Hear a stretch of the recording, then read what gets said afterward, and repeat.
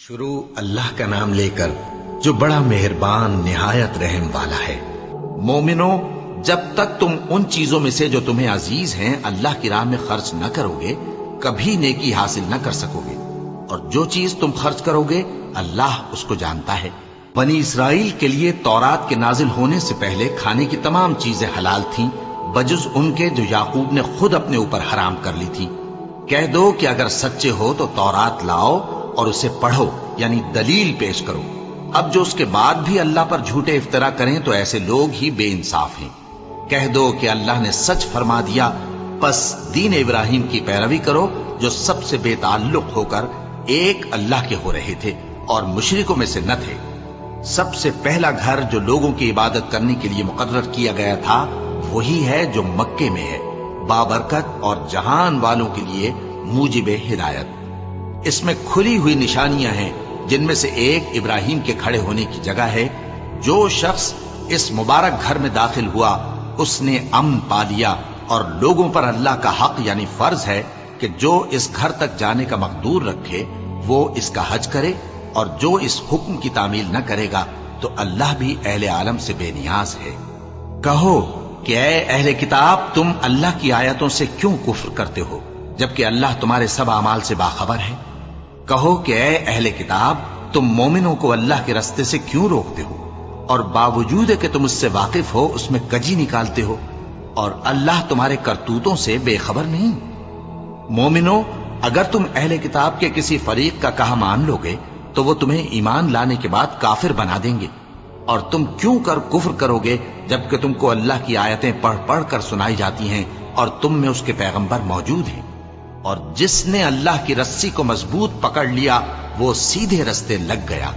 مومنو، اللہ سے ڈرو جیسا کہ اس سے ڈرنے کا حق ہے، اور مرنا تو مسلمان ہی مرنا، اور سب مل کر اللہ کی ہدایت کی رسی کو مضبوط پکڑے رہنا اور فرقے فرقے نہ ہو جانا، اور اپنے اوپر اللہ کی اس مہربانی کو یاد رکھنا جب تم ایک دوسرے کے دشمن تھے تو اس نے تمہارے دلوں میں الفت ڈال دی اور تم اس کی مہربانی سے بھائی بھائی ہو گئے، اور تم آگ کے گڑھے کے کنارے تک پہنچ چکے تھے تو اس نے تم کو اس سے بچا لیا۔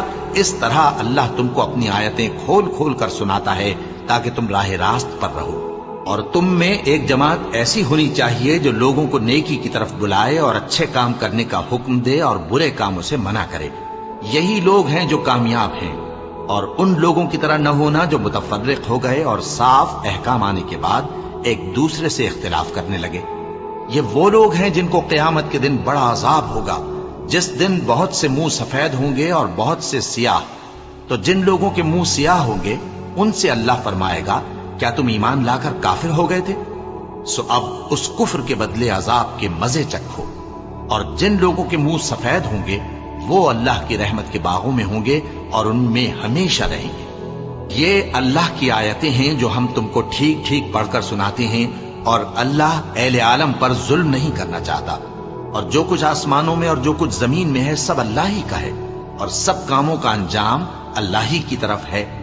مومنو، تم بہترین امت ہو جسے لوگوں کی ہدایت کے لیے میدان میں لایا گیا ہے کہ تم نیک کام کرنے کو کہتے ہو اور برے کاموں سے منع کرتے ہو اور اللہ پر ایمان رکھتے ہو۔ اور اگر اہل کتاب بھی ایمان لے آتے تو ان کے لیے بہت اچھا ہوتا۔ ان میں ایمان لانے والے بھی ہیں لیکن تھوڑے، اور اکثر نافرمان ہیں۔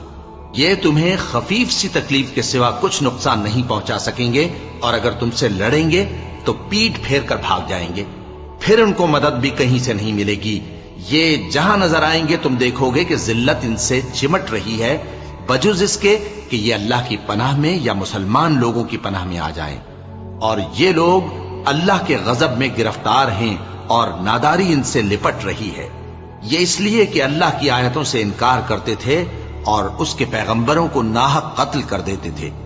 یہ اس لیے کہ یہ نافرمانی کیے جاتے اور حد سے بڑھے جاتے تھے۔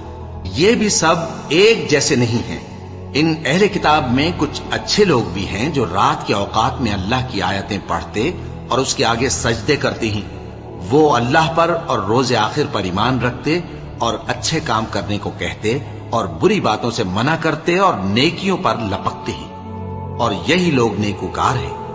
اور یہ جس طرح کی نیکی کریں گے اس کی ناقدری نہیں کی جائے گی، اور اللہ پرہیزگاروں کو خوب جانتا ہے۔